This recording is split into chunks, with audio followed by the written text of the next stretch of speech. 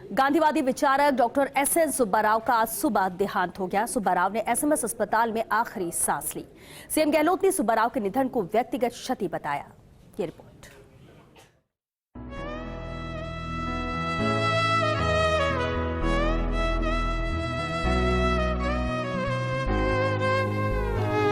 गांधीवादी नेता और चंबल को डकैतों से मुक्त कराने वाले डॉक्टर एसएन सुब्बाराव अब हमारे बीच नहीं रहे। उन्होंने जयपुर के एसएमएस अस्पताल में अंतिम सांस ली।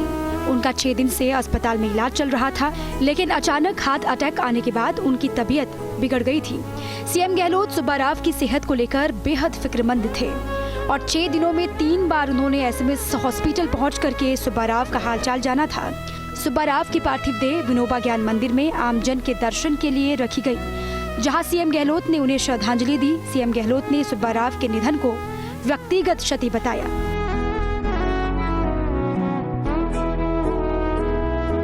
सुब्बाराव का जन्म कर्नाटक के बेंगलुरु में 7 फरवरी 1929 को हुआ था।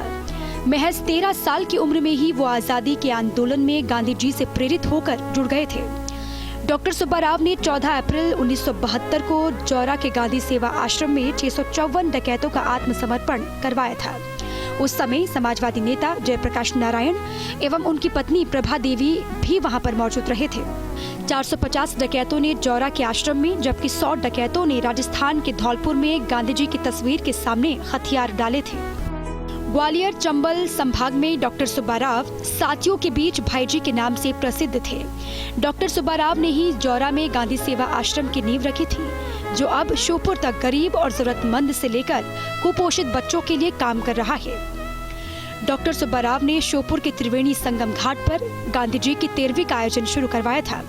आदिवासियों को विकास की मुख्य धारा में लाने के लिए वो अपनी टीम के साथ लगातार काम करते रहे। पद्मश्री से सम्मानित डॉक्टर सुब्बाराव को 1995 में राष्ट्रीय युवा परियोजना का राष्ट्रीय युवा पुरस्कार, 2003 में राजीव गांधी राष्ट्रीय सद्भावना पुरस्कार, 2006 में जमाना लाल बजाज पुरस्कार, 2014 में कर्नाटक सरकार की ओर से महात्मा गांधी प्रेरणा सेवा पुरस्कार और नागपुर में 2014 में ही राष्ट्रीय सद्भावना एकता पुरस्कार से सम्मानित किया गया था।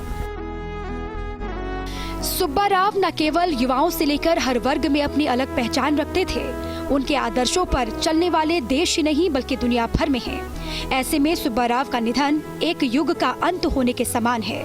Bureau report, first India news, Jaipur.